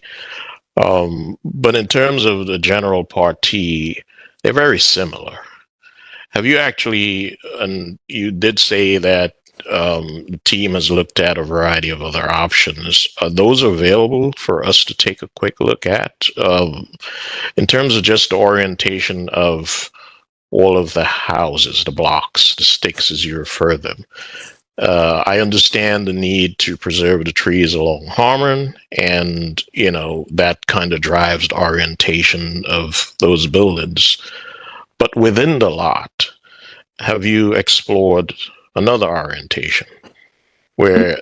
Yes, Carla had a lot of studies. These are kind of the ones. Once we got to a yield that made sense, meaning this orientation gave her the higher yield of houses, and it solved for a lot of issues. We started studying that. There are schemes that precede this that were simply trying to fit things every different way. I don't have them. I don't know if Carla has them handy and can pull them up, but we moved away from those pretty quickly because the yield was significantly less, and the quality of the space, there was just a lot more road. This orientation introduced only 3 roads, whereas in the other direction, we were in almost all cases looking at introducing a lot more road. So as I mentioned to you earlier, the economics of like a development like this is like how much infrastructure you're having to rebuild in order to supply the houses, because we essentially can't use the existing infrastructure like the alleys that are there or even the frontage of the streets the way you would, let's say, in another development. So there was a little bit of a study of like what's the most efficient way to line them. So the other ones had a lot of road, and I remember, and less housing, and so we ended up moving away from those pretty quickly. But I don't know. And that's fair. That's fair. That's fair. But let me challenge you a little bit. Sorry. Yeah. So if you think about it, your site is kind of like this plateau that has this very subtle wedge shape, and on 3 of the sides of that wedge, you've got structures, as in retained structures, and however you configure the houses, one of the biggest considerations is fire department access, and that has to be some kind of generally a public frontage of sorts. So what if conceptually you had the ability to do that with a single loop road, right? That came in the way you've actually shown it there. The bar at the front faces onto Harmon remains, but potentially you now have 2 or 3 bars that are perpendicular to Harmon Street. So it gives you a little bit better organization where 2 of the bars would front onto the loop road, and the 3rd bar would kind of have this sort of, it'll kind of look onto the backyards of, let's say, one of the bars. Yeah, see, that's the point where it failed. We definitely have versions of what you're describing because they make sense. And we have the loop and we have the 3 bars oriented the other side. And on one side, there was like a muse that sort of face the 2 houses. You end up, when you have 3 sticks rotated the other way and 4 don't quite fit, you always inadvertently are going to have a front facing one of those alley streets in the back of the houses. So we ran into that issue as well. But yes, we studied it exactly what you're describing. Yeah.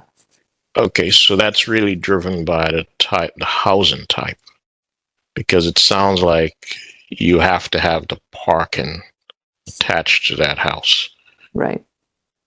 Yeah, and that was the genesis of my question up front related to, did you explore multifamilies here or a mix? Because if you had a mix, it would solve a lot of these issues, right? It doesn't necessarily mean everything is fully single family attached or semi-attached, or, compared with only multifamilies. I think if you had a mix, you would find that you would wind up with a lot less road, a lot more open space, and potentially another way of looking at this. But again, the economics need to play that out. I understand that. So nonetheless, I just wanted to raise that as a question. Yeah, no, very, very valid. Yes, we studied it. To your point, this is not the only scheme. There's a lot of different schemes that were looked at. And I think the challenges we discovered are understandable. It's the fronts and the backs and the amount of road and all that. There was the rotated ones that yield was lower in those as well. There was some that had more open space, still a lot of road, but then the front and the back issues presented themselves. I'll let Khalil speak to the mix of the types, which is always and also a good, very good question. And my understanding is that it's difficult from a development perspective, because if you're doing for sale homes, but then you have a portion of the property which will be rental apartments, let's say, or like a different multifamily kind of component, they're two different business models. So you either develop, in this particular case, or, fee simple for sale single family houses that will be sold, but then you have to hold on to a portion of the site and run a multifamily project, which now has only a few units in it, because there's a scale issue to multifamily. There's a difference between a 40 unit apartment and 150, that sort of thing. So I'll let Khalil maybe speak to kind of how they ended up with just going for the houses, because I know that they did study some other densities and combos. Yes, thank you, Pavlina, and thank you, Osman, for the question. Carla and I did work to study some additional housing types, including multifamily. What we found is that because of the setback requirements, restrictions, the minimum lot size requirements, and a few other specifics, we were only able to get maybe 12 to 15 multifamily units. And the cost of construction, coupled with the additional cost related to infrastructure requirements, made it prohibitive. For the housing types that we have on site, our thought process is that we can have 16-foot wide houses that allow for a 1-car garage and 21-foot wide houses that allow for 2. And what that does is allows us to cater to different demographics. The smaller houses, anyone can buy a house in anywhere, but the smaller houses, our thought process from a marketing perspective is that young professionals or just working professionals would be interested in those smaller units, whereas families could be interested in the larger units. We want to be thoughtful not only with the houses but also with the clubhouse. We played with the idea of maybe putting a multifamily on top of the clubhouse, but again, it was relatively cost prohibitive with the height requirements that we had to stay under. Thank you so much. Okay, those are my questions. Let's circle back with comments. Sharon? All right, I only have a few because you were so thorough about explaining the logic behind it, and I totally see it. And just continuing on the conversation you're having, I can also see, because the contours are moving from left to right, up the hill on this, aligning with the contours, I could see the efficiency in aligning with the contours, and it probably fits with the site instead of making the site fit with the program. So I understand the reasoning behind the layout in most cases. But just to go back to pedestrian circulation, I'd recommend just a further look as you develop this, as you refine and develop this plan, looking at pedestrian circulation, especially Harmon, Morgan, that connection up to the clubhouse, and see if we can make it a little smoother from that main entry point across a couple of roads. Is there a way to make it a little more pedestrian focused, a little less road focused? And I get the challenges. And then at Plan North here, Carla, you talked about the grade change challenges, so I'm sure you're going to be working through that and figuring out a way to come into the site and make these entry points meaningful and celebratory, you know, as you enter this great little new neighborhood here. And then you've been very thoughtful about connectivity in general, and you know I applaud that. For example, the entry point, the old stairs at Puget Street, removing all ambiguity about who enters and where. So if being even more purposeful than you're already talking about is where people enter and who is coming in, and if you don't want people to come there like those old stairs, remove them altogether and make that an edge that is clearly an edge that defines the neighborhood right there. And to the point about edges, if you could go to the landscape plan, I wanted to talk about just maybe a little bit more attention to the edges, like the light green at the 14-foot alley and at the upper edge. Instead of existing to remain, who knows what that becomes? And if it's in your property, maybe establish control over those edges, because again, it's part of what defines this new community and this new part of the community. So getting control over it and what that is and how that functions as an edge condition to the new community, as opposed to leaving it to be whatever. So being more purposeful about the edges. For the clubhouse, something that I think really works well with a set of spaces like that, there are going to be some natural uses that are popular. It's kids' parties or book clubs or whatever, larger spaces than a lot of our homes have in our living rooms. And so it offers that to the community, but you may also want to reach out to partner organizations in the area to establish intentional uses to make sure it is used and it doesn't sit vacant too often, whether it's after school programs, homework help, tutoring, senior programs, adult ed, that kinds of things. And so it keeps it active and lively and programmed with partners that do that for you. So just recommending that kind of outreach. And then one small tiny point, which I know you'll get as you develop that clubhouse building, is just on that Road A edge, that lower edge entry point, allowing for a little bit of assembly space outside the door. It's a little tight. What is that sense of arrival, the coming and going where people always stop to chat, you know, allowing for a little bit more of a gracious outdoor there and more appropriate to the elegance of what I know the building will be. Other than that, those are my comments. I think this is exciting. It's very cohesive as a community, very thoughtful, like Road B and how those houses address the street. I agree with everything you said about the front yards and feeling very much like a seamless part of a neighborhood. You know, you've made it a neighborhood, and I think that's going to work really well here. And then similarly along Harmon, celebrate saving the trees. Thank you for doing that. I know it looks like some of them need a little TLC, but most of them look really healthy, so it's great, and they look like they have a long life ahead of them. They're not really old, so it makes sense to try to give them those decades of additional life that they're likely to have. So hopefully the construction will be careful around them so they stay. But I think this will be a lovely new neighborhood. Thank you so much.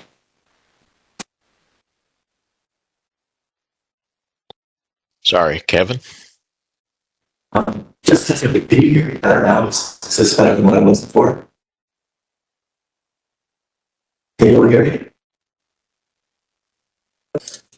It's about the same, I would say. Yeah. It's the same. We can hear you, but there's a combination of noise and muffledness to it. So in context, we understand the big arc, but we don't. Yeah, sorry. Sorry. Is this any better? I'm just trying. I don't want to waste time, but like, is this any better? Same. I guess I'll go back to this. I really apologize for my sound issues. I don't know. I'll try to be concise for that reason. So first of all, I'm going to go back to my initial questions. I think this is such an exciting and a great project. For the reasons for activity filling in this kind of missing hole that I'm at to try and get that to the community.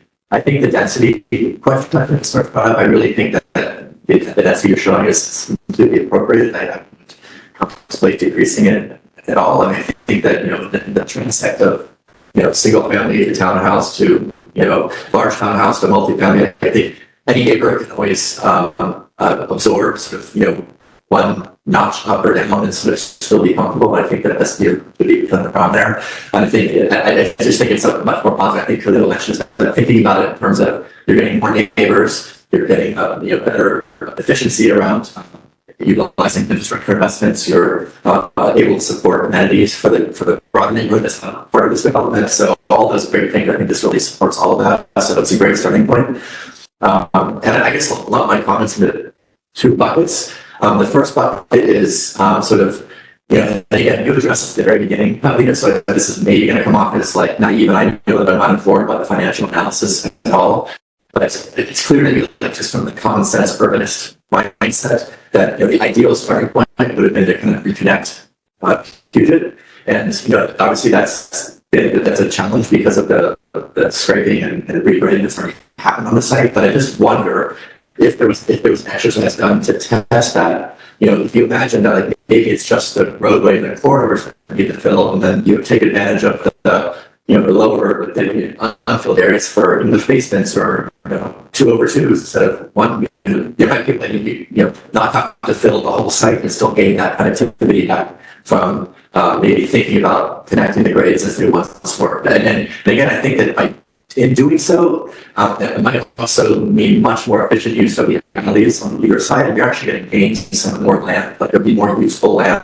for either open space or for sellable sort of units. So I just, maybe you've done that exercise and just to do some business out of hand, but it's like, that's the common sense urban. It's going to be like, I have to say, because a lot of the contortions and like the wiggles that Sharon was talking about and the challenges that you're facing with the site plan are really just a result of kind of fighting against what the natural flow and integrated patchwork of infrastructure sort of once was and in its most efficient way, right? So I think that's, again, maybe that's something that's just be off the table, but that just seemed like demonstrating that just doing your own cost benefit analysis of that, which you may have already done, would be really useful. So I don't know if you want to respond to that before I jump on to the in response to that as you design it. Does that make any sense? It does make sense, and I don't think you'll find a single person on this call who doesn't think, wouldn't it be great if we can reconnect Puget? I mean, look at it. It's just, it's absolutely, something that everybody wants to do. It is a major infrastructure project. I agree with you that there's perhaps building types that, can start to work towards it, but it just depends on kind of where the gravity of the project sits. Is the goal of the project to reconnect Puget, or is it to provide single family homes, new home ownership sort of model? I think that's really the driving force. I really think that if this was a very high density project, let's say we're bringing something like 300 units something or here, then you have enough of a kind of volume leverage to start to invest into some of that. I can see maybe garage parking happening more internal, and there's some kind of circulation that starts to open this up. But again, you need a larger project in terms of just yield that would help support that investment. Again, nobody disagrees that that's a very interesting proposition, but it's not the type of project that at least we were involved in. I don't know, Khalil, did you guys study something that starts to engineer the site and connect Puget Street in the early stages? Carla, we did it at one point. We started that conversation, and to your point, Pavlina, I think if we had more density, 300 units or even 200 units, the conversation would be slightly different. The community association did make it clear that they are looking for home ownership here, so we wanted to focus primarily on that. And I'll just add, because I was looking at this earlier too, the grade change from Puget Street where it connects with Harmon up to Puget Street above the retaining wall, and then the slope that, continues beyond is 25 feet. So you're at 85, 86, 87 on the top side, and you're down to 60 something, 62. So call it 62 to 87, roughly. Oh, yeah, thanks. I just wanted to raise it because it's but again, I guess I think the idea of it sounds like free up enough like land area for you to kind of make the money elsewhere, but I guess you're saying you don't allow me to do that. And also, I think there's often cases where you can kind of borrow people, another projects are trying to get rid of fill, right, where you need it. Again, that's a we'll go back. So having basically if you accept those constraints, I'll start like comments. From there, I really liked watching I think seeing the three schemes. I completely agree about your negatives. Scheme A, I think scheme B was an improvement, but for the reasons that I mentioned, I think as we all have talked about, this is a really great solution and putting the community center and maybe not the most intuitively logical place in the world really makes a lot of sense. I think that's really great. I in the issue. Since you've had to accept this kind of disconnect with this retaining wall and the change of levels, in my opinion, there's more strength in still trying to find the disconnect in the neighborhood and not make it feel like an enclave. And you're not talking about it as a kind of like a gated community or something that's meant to be exclusive. So I think leaning into more, if you can get vehicular, if you can get more pedestrian connectivity, I think that'd be really interesting and help your scheme. I think you're doing it with the community center, having like an entry from above and an entry from below. But what if that small park you have, took over some of the parking and there was an upper and a lower play area that you can access from the end of Puget Street, and another way to get down and access the lower. What if the people in the neighborhood want me to get to the yoga class down below without having to walk all the way up to the main street? They can also kind of find their way down. In that, and maybe it's a really interesting excuse to do some funky things with the play area. Maybe there's slides that built into the retaining wall, and the kids can slide down. Something sort of fun, celebrating that weird disconnect, at least for play and walkability. I think it could be really neat. Yeah. Just to take a pause, I think that's really exciting, and thank you, because I think we're thinking that as long as we have the elevator who can take care of the AD access, because a ramp will be very long, we thought about it. I think it would be very cool to have a two-story, a multi-story indeed porch. So let's say it starts with the porch on the front, and it is part of this outdoor experience, and it is an upper deck and play area that connects to the lower. So as long as we can integrate it with the vertical circulation of the building so that one can circulate in different capacity, I think it's really exciting. So thank you for that. Yeah. Let's see. I guess other thoughts were, again, I probably mostly clear about the planting strip thing, but I think it's an issue on both Road B and on Harmon Avenue. I think it's just a much more comfortable sort of pedestrian world that you can try to incorporate planting strips between the primary roadway and the sidewalk. So I know that on Harmon you're restricted by the hill, but if you can actually build a planting strip outward, and again, that might be just coordinating in the city so that they can do that at some point if there are any larger plans for any improvements in the future. Just putting it out there as a way to kind of take our first step towards bettering the streetscapes in the whole neighborhood. And I think in Road B, I think you got a plan. You got a little bit of over there to the front yards. It seems like that could also be helpful to experience on that road. I guess maybe weird question, but I feel like what's in terms of neighborhood amenities, is there a possibility of, for example, like a corner store or a site for some kind of I'm just thinking of a townhouse that's farthest planet south, the corner of Pierpont and Borden. What if there was something special there, that entrance that was a little different? I feel like that townhouse might feel a little uncomfortable. You get some sort of unusual or difficult turning radius to get into the garage anyways. What if that was sort of allowed for, if the market, or what if that allowed for some sort of a bodega or a coffee shop or something might be another, maybe kind of draws you in from Park to Pierpont, so that you can have so the dialogue between that and the community center, or just again, that there's financial implications and all that, and so it is permitted to something. But just thinking about any way to kind of add another sort of like an amenity, like to there, like drawing into that community center area. Yeah, I think that's really kind of it. I mean, I think that once you start getting in deeper on the site plan, I think you're going to have a few challenges to solve with like some blind corners and like pedestrian crossing and like roads that turn where people are backing up in the garage and just really kind of tight blind corners. You may end up losing a townhouse or two possibly, but I think that this is probably solvable, and I think it's just going to be tricky to work in like the merging of Morgan Alley or Morgan Street with your sort of road A, and then also merging 20-foot alley and road A without having merging potential vehicular conflicts, because I assume these alleys are still going to be used for garbage and service and kind of things. So just I'm just like, I guess share some share the same concern about how those intersections really work in a safe way that allows pedestrians to kind of come into the site safely, but also that it's a pleasant looking vehicular entry to the site. So you're essentially kind of doing it consistent kind of with essentially kind of a cul-de-sac for quite a lot of vehicles. If a lot of these vehicles, a lot of these houses have 2 cars, and there's 60 units, it's hundreds of cars coming into those 2 pinch points. So I know that it's a really challenging site of the site. So, but other than that, I really think it's a really interesting project. Creative thinking from the communities here. So thank you for seeing how it turns out. Thank you for your comments. Pretty excited about that suggestion on the corner of the lower left. We'll talk to Khalil and see if we can challenge him with a commercial program there. It's very cool. I will mention about 3 minutes away, there are quite a few commercial stores, Planet Fitness, a grocery store, a few other amenities.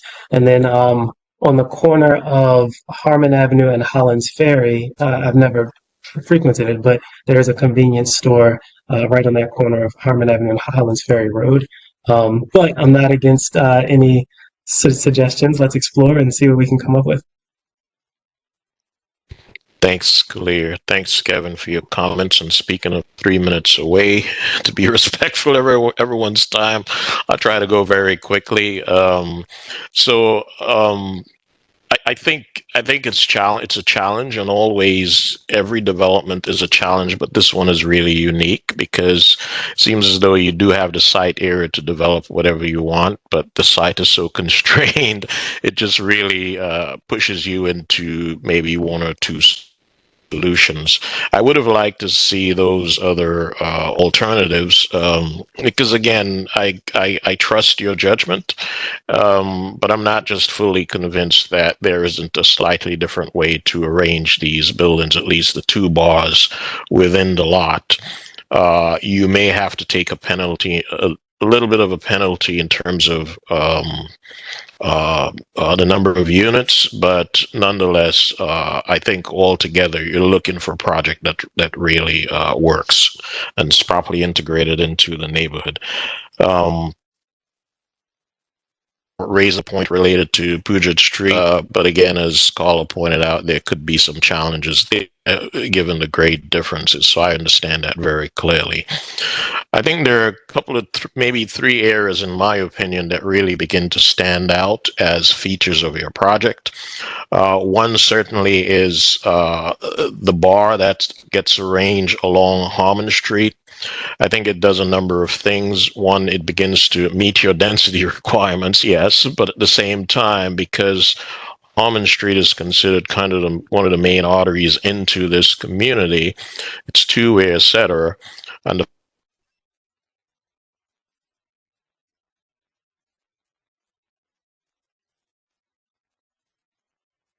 I think we lost Osborne. Osborne, yes, you froze again. Right at the punchline. He'll be back.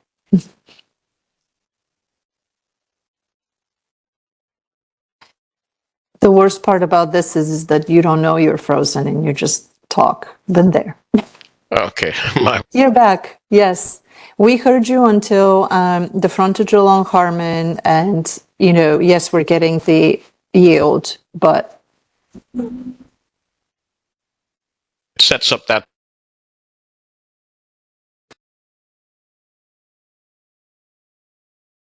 Osborne, we can't hear you again.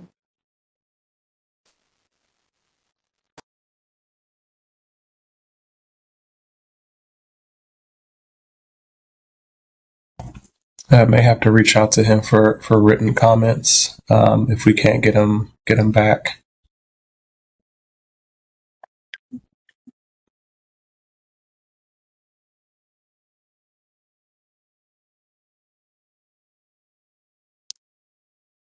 Can you guys hear me? Yes, we can hear Yes. you now. Okay, I'm not sure what you heard up to my first point related to Harmon Street and the street edge. Did that come across relatively clearly? No, that's when it cut off. So started Okay. from there. All right, I think Caitlin, what we may have to do, myself and Kevin, is just maybe send over a summary in text, as in a few bullet points, so at least the communication is not necessarily lost. But nonetheless, again, I'll just reiterate that point quickly. There are three things that I think are important on your project. Harmon Street, the way you've dealt with it to create a sense of a street wall and continuity by integrating that full bar of houses there. It serves as a meaningful contrast to the sort of fragmented feel that's just across on the, let's see, that's the south side of Harmon Street, where most of the buildings front onto Puget and Hollands Ferry Road. So I think that's a welcome aspect, and it begins to really identify what's happening on the interior of their project. The second, in my opinion, is the location and positioning of the community building. I think it begins to resolve a lot of the changes or the challenges associated with site, and it serves as a wonderful medium to negotiate the grade change between the park along Hollands Ferry and the depression of the site due to these retained structures. You're going to have some challenges, though. Obviously, it isn't just circulation, but there's some technical challenges associated with building this structure up against that retained structure. You will have to deal with that. But I think more importantly, from a people perspective, and Kevin and Sharon kind of alluded it to it in different ways. The communication or the connection between the community and this clubhouse / community building, I think it's a little bit more obvious from Hollands Ferry Road.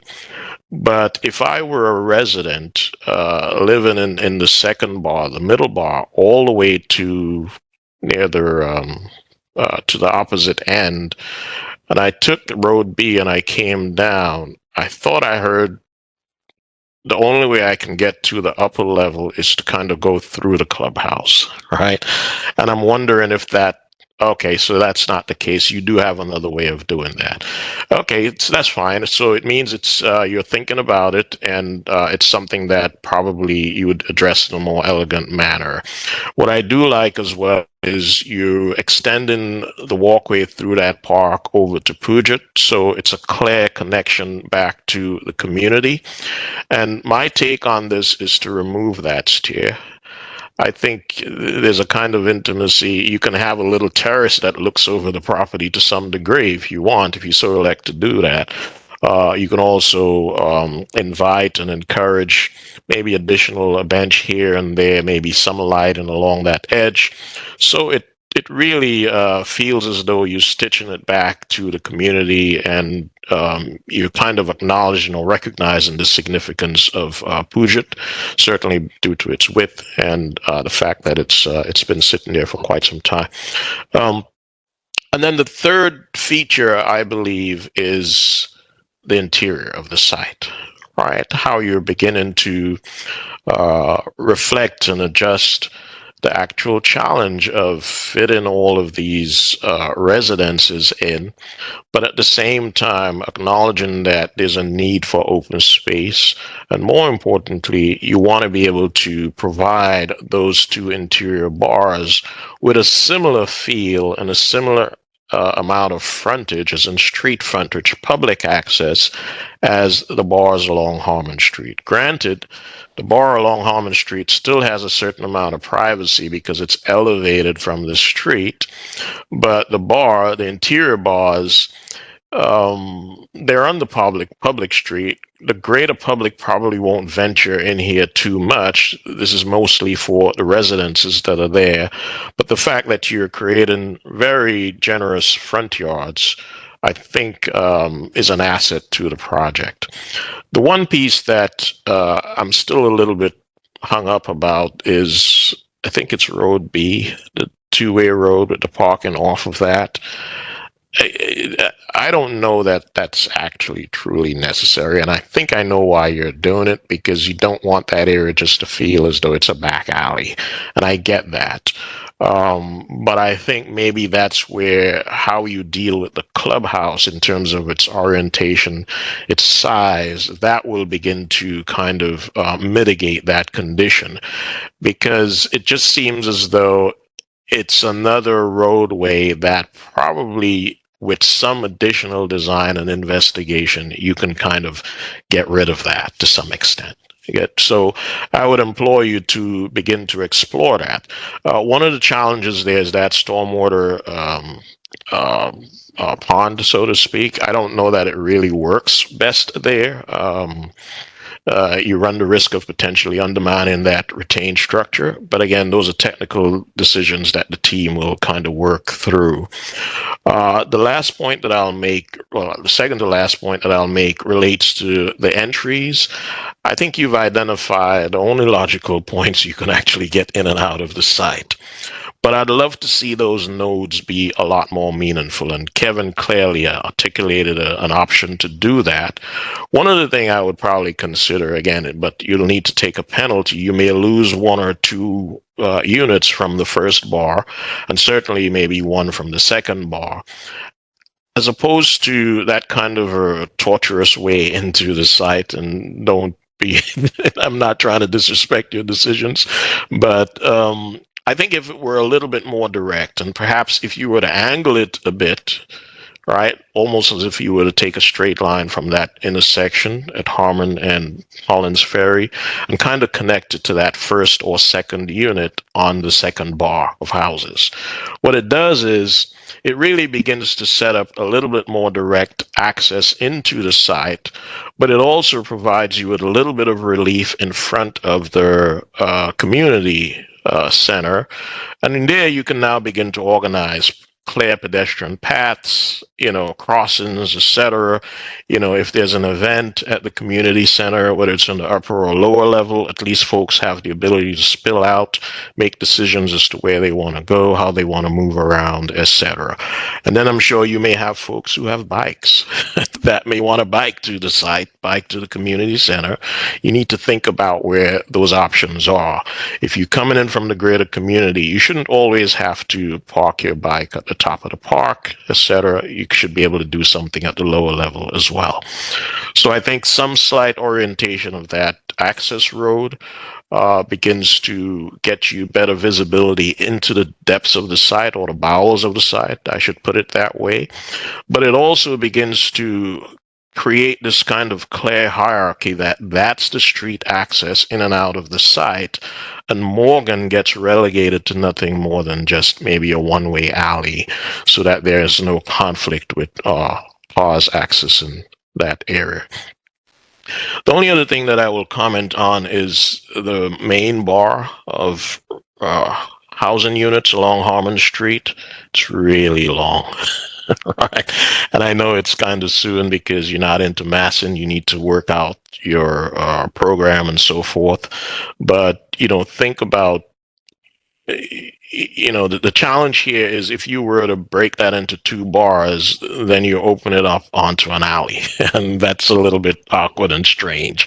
Good. So that's one of the reasons in part two why I wanted you to really push the envelope on maybe an alternate Part T, but nonetheless, you have to get the project built, and you have to get it built to what's actually needed. So we understand this Part T that you're moving forward with, but you will look for ways to kind of mitigate that sort of really long, monotonous facade as you develop the architecture further. And I think those are the general comments I wanted to make. And thank you all. I think it's a great project. We look forward to see you in the second round. And you've heard, or as to the best of your ability, I know we had some technical difficulties here, but hopefully the gist of the comments came through. You will evaluate them and respond. And thanks for showing up with such a thorough presentation. Back to you, Caitlin. I just want to say thank you to the panel for the comments. They're very well taken. They're wonderful. They give us definitely more food for thought. We're absolutely going to study some of these complicated moments and try to make them feel more gracious and more effortless. We'll continue working on all of it. So thank you again. Thank you all. So please continue to work with Antoine and Osborne or Kevin. If there's any comments that you think weren't shared thoroughly or that you want to make sure we understand, please feel free to email them to Antoine. And if you could share the latest presentation with us, we can get that posted to the website, and Antoine will share the minutes once they're complete. Thanks, everybody. That's it for our UDAAP meeting today. Enjoy the rest of your Thursday, and we'll see you again in a month.